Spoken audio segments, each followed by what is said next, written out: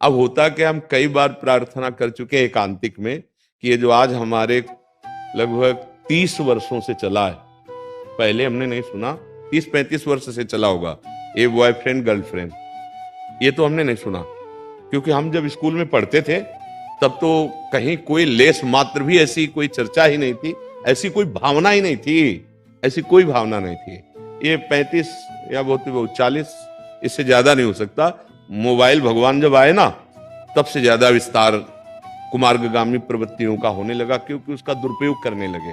लेकिन जब तक संस्कार ना हो जाए तब तक दोनों एक मित्र की तरह पवित्र रहिए। देखो आपका जीवन कैसा बनता है। ये क्या चरित्र है, 4 दिन इधर 4 दिन इधर, बोले उससे ब्रेकअप और उससे फिर प्यार, फिर उससे ब्रेकअप, फिर उससे प्यार। इसको क्या हम शब्द दें, क्या कहेंगे इसे? आप विचार करो। वो कभी जीवन निर्वाह कर सकती है, कर सकता है, दोनों के लिए हमें। तुम कभी एक का वर्ण करके रह सकते हो? आचरण शुरू हो गया, हमारी तो समझ में नहीं आता। नवीन बच्चे जरूर कटु वचन मानते होंगे कि ऐसा कहते हैं। अब एक और चला है, अभी वो चर्चा हुई थी, लिव इन रिलेशन। अब हमें तो परिचय उसका इन्हीं सब पढ़े लिखे लोगों ने दिया कि आप चाहो तो महीना 2 महीना रह सकते हो साथ और इसके बाद छोड़ सकते हो। यार क्या तमाशा हो रहा है। मतलब आप कोई दुकान की वस्तु समझ लिए हो? मतलब आज अपने जीवन को आप कहां पहुंचा रहे हो कि हम महीना 2 महीना एक मित्र बन करके रहे और विलासिता की, और फिर कह दिया कि हमारा तो मन नहीं आपके साथ रहने। होगा ही क्यों मन, क्योंकि वहां सुख है नहीं, नवीन नवीन भोगने की इच्छा होगी। क्या यार हमारे समाज को बर्बाद किया जा रहा है। कौन नौजवान, कौन नवीन अवस्था का बालक ऐसे ही छूले ना माथा रखो, अरे चलो पैर न छुओ तो उनकी बात मान लो, कुछ नहीं रह गया है। कोई बिरला ऐसा होगा हजारों में एक जो माता पिता को माता पिता मानने के लिए तैयार है। नहीं, आज जो बुद्धि बदलती चली जा रही ना बच्ची मानती है, नहीं हम स्वतंत्र हैं, न बच्चा मानता है। अब वो सब दोनों एक ऐसे रास्ते में चले जा रहे हैं जहां दुख, संशय, नाश, पतन यही है। यही हम समझाने के लिए, चाहे जैसी परिस्थिति हो, आपसे मिलते हैं कि आप समझ जाओ ये कोई सुख देने वाला नहीं है। देखो, जब आपका पवित्र हृदय होता है फिर कोई साथी मिलता है तो एकदम समर्पण हो जाता है, तो लगता है मेरा जीवन साथी। वहां सैकड़ों हमारे हृदय में आ गए हैं, चले गए हैं, अब उसका अभ्यास बन गया है। अब वो टिकेगा नहीं, न एक जगह टिकेगा, न एक बात में टिकेगा। हमारे इशारे को समझ लो। अब उसका जीवन क्या होगा? वो कह रहा है कि तुम्हें जो करना करो, हम रोकते हैं क्या? वो कहे तुम्हें जो करना करो, हम रोकते हैं क्या? आप हमें डिस्टर्ब मत कीजिए। वो अपनी बैग उठाए, वो अपनी बैग उठाए अपने, और रहे एक ही मकान में रहे, दोनों का मन नहीं मिल रहा। सही पूरा उदाहरण ले लो जीवन का। आपने व्यभिचार प्रवृत्ति का स्वागत किया अपने जीवन में, अब आप एक पति से प्रेम कर लेंगी या एक पत्नी से प्रेम कर लेंगे? अब इस बात को समझा नहीं जा रहा है। 4 दिन बाद धोखेबाजी शुरू होती है और फिर या तो क्रोध में आकर वो उसकी हत्या कर देता है, या फिर ऐसे ऐसे सब जो नौटंकी नाटक हो रहे हैं। हाँ, ये है लव मैरिज, ये है प्यार। वाह भाई, प्यार। प्यार को तो हमने आज तक ये समझा है कि अपने को दुख देकर सामने वाले को सुख पहुंचाना, जिसको अपने प्यार किया है उसको सजाना, जीवन भर उसकी खुशी के लिए अपने को बलिदान कर देना, इसे प्यार कहते हैं। चाहे राष्ट्र से प्यार करो, चाहे भगवान से प्यार करो, या किसी व्यक्ति को भगवान मान करके प्यार करो। आप ऐसे करो, अभी आनंद आ जाएगा। लेकिन हम प्यार करते हैं हमारे अनुकूल चलो। समाज का स्वरूप देखो ना, हाँ हमारे अनुकूल चलो, इसे प्यार नहीं कहते। अपनी इंद्रियों की विलासता को प्यार नहीं करते। प्यार में मिटना आता है। हमारे देश से प्यार किया तो वंदे मातरम, फांसी का फंदा ऐसे गले में चूम के डाल लिया जैसे ब्याह का जयमाला। क्या प्यार एक दूसरे से करते हैं यार, धिक्कार है। हाँ, धोखा दे दिया, वो उसकी हत्या करवा दी, ये प्यार है? नौटंकी नाटक में फंस रहे हो। क्या समाज का हमारे स्वरूप प्रकट हो रहा है वैसे बड़ा भयावह ये प्रसंग। कई बार हम कह चुके हैं कि माता पिता जरूर दोषी पाए जाएंगे, क्योंकि अगर आपने बचपन से शिक्षा दी होती, आप उनके वो अधिकार ना देते जो आपके अधिकार को रौंद रहे हैं, तो मुझे लगता है कि शायद ऐसा गलतियां ना होती। आपने अपने सुख के लिए केवल विचारा, लौकिक सुख के लिए केवल विचारा। आपने कभी बैठ के उसे धर्म की शिक्षा नहीं दी, आपने कभी बैठकर उसे शास्त्र स्वाध्याय नहीं कराया, आपने बैठ करके उसे कभी उसको वो नहीं सिखाया जिसका भोग भोगना पड़ रहा है। हाँ, खूब पढ़ो लिखो, नौकरी करो, धन कमाओ, मौज मस्ती कर बेटा। अब बेटा जब उतरा अपने रंग पे तो फिर तुमको भी अनादर भाव से देखा, और कुछ जानता नहीं तो क्या करेगा, संसार में जाएगा। अफीम पिएगा, ड्रग्स खाएगा, कोई नशा करेगा, व्यभिचार करेगा। अब इसके बाद परिणाम जब इनका आएगा तो आपके हाथ से निकल जाएगा। हम कहते करो मित्रता, हम आदर करते हैं आपकी मित्रता का, लेकिन दोनों पवित्र रहना। जब तक तुम्हारा आजीवन का नियम न बन जाए कि हम दोनों एक गृहस्थी धर्म में बनकर आजीवन रहेंगे, अब आओ और संस्कार करो, फिर अपने विचरण करो गृहस्थ धर्म में। ये कौन सा भैया मलिन, थोड़ी बात देखो, ये रसेंद्रिय है, इसको 4 होटलों को पवाओ और फिर अपने घर की रसोई का 1 महीना पाके में दिखाओ। 2 ही दिन में मन कहेगा कि चाहे 4 परेठे लाओ दुकान के ले आओ, क्योंकि आपने अपनी रसेंद्री को छूट दे दी है। अब आज का प्यार, आज की मित्रता, कहां विश्वास रह गया? देखो कैसा भाव बढ़ रहा है। पति पत्नी के बीच में अविश्वास, माता पिता पुत्र के बीच में अविश्वास, भाई भाई के बीच में अविश्वास, मित्र मित्र के बीच में अविश्वास। क्या यार जीवन रह गया? अरे मित्र मित्र के लिए ऐसा विश्वास होता था, प्राण त्यागने वाला होता था। पति पत्नी का संबंध ऐसा, जीवन भर दुख सुख सहते हुए हाँ धर्म पूर्वक चले। आज माता पिता को कुछ नहीं समझा जाता है। नए बच्चे ना अवहेलना कर दे, कितने यहाँ आकर के ये इस विषय की चर्चा करते हैं। हम सब नवीन भाइयों से यही समझाना चाहते हैं, मित्रता करना बुरा नहीं है, प्रेम करना पाप नहीं है, लेकिन व्यभिचार करना पाप है। आप जब तक एक को वर्ण कीजिए और आजीवन निर्वाह का नियम लेकर माता पिता के सामने पेश हो जाइए, चाहे वो सरकार से आपको पास करवा दें या आप स्वयं पास कर दें, और आजीवन रहिए, दुख सुख को समान भाव से सही, कोई पाप नहीं। ये बहुत ही निकृष्ट दुर्गति का, ये सबसे बड़े पापों में रखा गया है। उसका दंड तो अपनी भी सरकार में है। अगर आप अभी कुछ ऐसा कृत्य करने जा रहे हो और ये रिपोर्ट कर दी जाए तो हमारी भारत सरकार आपको बंदी बना लेगी और इसका दंड देगी। शरीर का आप प्रयोग कर सकते हैं, लेकिन नष्ट करने का अधिकार आपको नहीं है। यहाँ की सरकार भी आपको ऐसा नहीं देगी।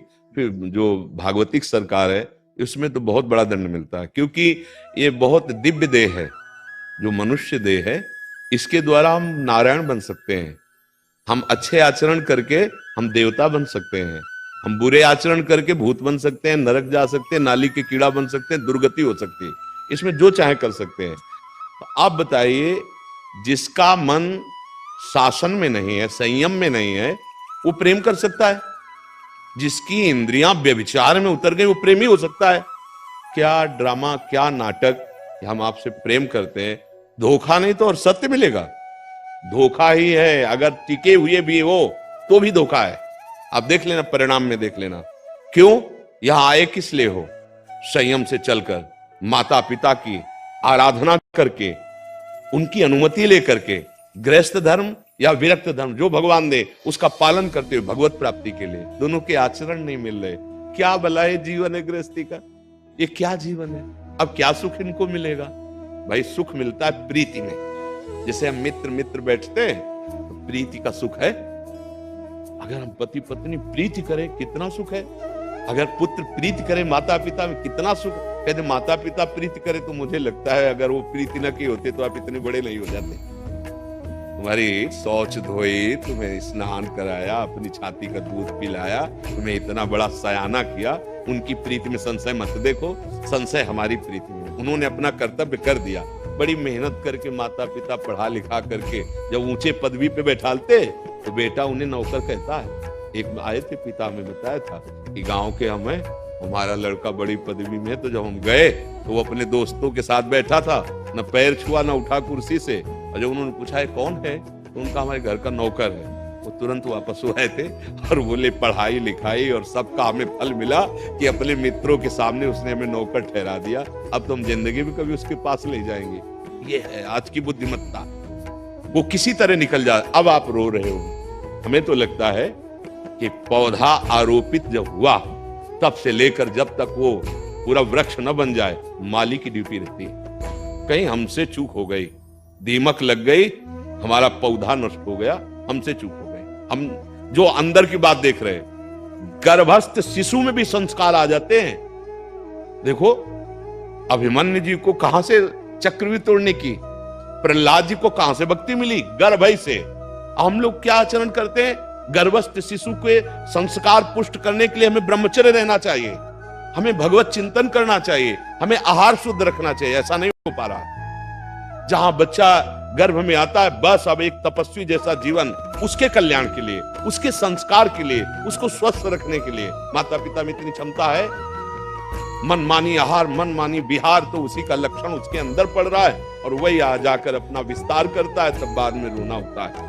हाँ, आप जैसे संस्कार देंगे वैसे बच्चों में पड़ेंगे। वो नवीन पीढ़ी है।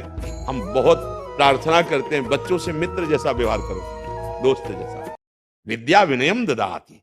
अगर आप पढ़े लिखे हो और आपके माता पिता आ रहे हैं, उठ के खड़े हो जाओ और उनके चरणों में प्रणाम करो। तुम्हारा सौभाग्य बढ़ेगा, तुम्हारा आयु बढ़ेगा, यश बढ़ेगा, श्री बढ़ेगी, लक्ष्मी बढ़ेगी। उनको नौकर बता दिया, वारी पढ़ाई लिखाई, वारे तुम्हारे वीआईपी स्तर कि तुमने अपने पूज्य पिता को नौकर बता दिया। तो भाई आप समझना हमारी बात को कि जब तक तुम शास्त्रों का स्वाध्याय नहीं करोगे, आध्यात्मिक प्रवचन नहीं सुनोगे, नाम जप नहीं करोगे, भगवान का आश्रय नहीं लोगे, तो बुद्धि तुम्हारी अशुद्ध ही रहेगी और उसके द्वारा जो आचरण होंगे वो दुर्गति कराने वाले होंगे। इसलिए सब सावधान रहो। जैसी ये माँ दुखी है, हम चाहते हैं ऐसी कोई माँ दुखी न हो। आप लोगों का जीवन मंगलमय हो, आप विचारवान बने, अपने दोस्त को विचार पूर्वक चयन करें। जीवन ऐसे खिलवाड़ में मत नष्ट करें कि हम मनोरंजन में जीवन नष्ट करें, नहीं तो पूरा जीवन आपको इसको भोगना पड़ेगा। ये पक्का समझ लीजिए। इसे हाथ जोड़कर प्रार्थना है, मित्र बनाओ, ब्याह करो, गृहस्थी में रहो, बहुत सुंदर है, पर बहुत विचार पूर्वक, और माता पिता को इतना तो अधिकार दे दो कि तुम्हारे विषय में फाइनल कर सके। ये बात ध्यान रखना। अगर आपने नवीन अवस्था में अपने जीवन को विचार में प्रवृत्त कर दिया तो आगे चलकर सुधर भी जाओगे तो जलना पड़ेगा, क्योंकि वो बीज जो बोया है वो तुम्हें नष्ट करेगा। अपनी बात हट पूर्वक रख सकते हो, आप बालक हो, लेकिन उनको इतना अधिकार दे दो कि वो ये हाँ या ना, उनकी इस बात को तो आप समझने की कोशिश करें। हमें लगता है राक्षस की बात नहीं कर रहे हम, लेकिन जो माता पिता होते हैं वो जीवन भर यही चाहते हैं। जो माता पिता का हृदय, मुझे जैसा लगता है, राक्षस की बात नहीं कह रहा, जैसे आजकल कुछ उदाहरण आने लगे हैं, वो बात नहीं कह रहा हूं। जब थोड़ा बड़े होने लगे, पास बैठा लो, एकदम खुला कर दो, तुम्हारे मम्मी पापा ही नहीं, तुम्हारे दोस्त भी हैं, तुमसे कोई भी गलती की बात आवे तो हमें तुरंत बताना, हम तुम्हारा साथ देने वाले हैं, तुम्हें नष्ट करने वाले नहीं, तुम्हें दुख देने वाले नहीं। अगर ऐसी हम छूट दिए होते और वो हमसे बताता कि, तो हम फिर उस पर चिंतन करते माता पिता कि ये उचित है, क्योंकि बच्चा है, वो बिगड़ने जा रहा है। हमने ऐसे संस्कार ही नहीं दिए। छोटा बच्चा कहता है, अरे देखो तुम अपनी बात, हम स्वतंत्र, हम कर लेंगे, वो ऐसे जवाब दे देता है माता पिता को। कैसे संस्कार दिए जा रहे हैं? प्रातः काल उठ के रघुनाथा, मात पिता गुरु नावई माता। ये हमारी भारतीय माता पिता को भगवान समझा जा, ये हमारा धर्म है। पर आज जो समय हम यही उपकार मानते हैं कि आप सब आकर बात सुन रहे हो धर्म की, शास्त्र की, ये हम पे बड़ा उपकार कर रहे हो, हम पे बड़ी कृपा कर रहे हो। यदि आप सुधर गए, आपके विचार सही हो गए, तो हमारा जीवन, हमारी साधना सार्थक हो। क्या हमें तो लगता है हर माँ का हृदय, हर पिता का हृदय, अगर आप उसको गाली भी देके जाओगे तो यही चाहेगा कि मेरे बेटे को कोई गाली न दे, मेरे बेटे को कोई ठोकर भी ना लगे, मुझे जैसा लगता है। अभी तो कुछ ऐसे चुटपुट उदाहरण मिलते हैं कि जिनके द्वारा पोषण होना चाहिए उनके द्वारा शोषण होने लगा है। वो बुद्धि भ्रष्ट राक्षस है, वो माता पिता नहीं है। तो क्या अपने माता पिता को अधिकार देना चाहिए, और ऐसी कभी गलती न करो। मरने से क्या समस्या का समाधान हो जाएगा क्या? चलो तुम्हें धोखा मिला है तो कोई ना कोई मार्ग तो खुलेगा जहां तुम्हें प्यार मिलेगा। अगर मान लो जैसे आज ये आई है, अगर इनकी जगह वो आ जाता, मार्ग मिल जाता, उसको बल मिल जाता। अगर हम अपने को नष्ट ना करें तो मुझे भगवान मार्ग दे देंगे। हो सकता है उससे बढ़कर कोई प्यार करने वाला मिल जाता जो तुम्हारे हृदय के घाव को शांत कर देता। हमें जीवन नष्ट किसी भी विषय में नहीं करना। क्या देखा उसने संसार का, क्या करने आया था, क्या कर बैठा। तो हमें लगता है सुधार होना चाहिए। हम लोग अपनी बुद्धि को सुधारे। जो भगवान का नाम प्रिय हो, नाम जप कीजिए, राधा राधा राधा राधा, कृष्ण कृष्ण राम राम, जो अच्छा लगे। और कुछ समय रखिए सत्संग सुनने का। कुछ अच्छे महापुरुषों ने जो छोटे छोटे बड़े बड़े ग्रंथों से पत्रिकाएं निकाल ली, जैसे गीता प्रेस में आप राधा बाबा, भाई जी हनुमान प्रसाद पोद्दार जी, जयदयाल गोविंदका जी और स्वामी राम सुखदास जी, इनकी छोटी छोटी हैं। आप पढ़ो, आपकी बुद्धि का विकास होगा, आपकी बुद्धि पवित्र होगी। और कहीं घर में माँ भागवत है, रामायण है, ये 10 मिनट सुना दो तो घर का वातावरण पवित्र हो जाए। कीर्तन करो, नाम कीर्तन, घर पवित्र हो जाए। नाम संकीर्तनम यस्य सर्व पाप प्रणाशनम। पर अब ये नहीं होता है।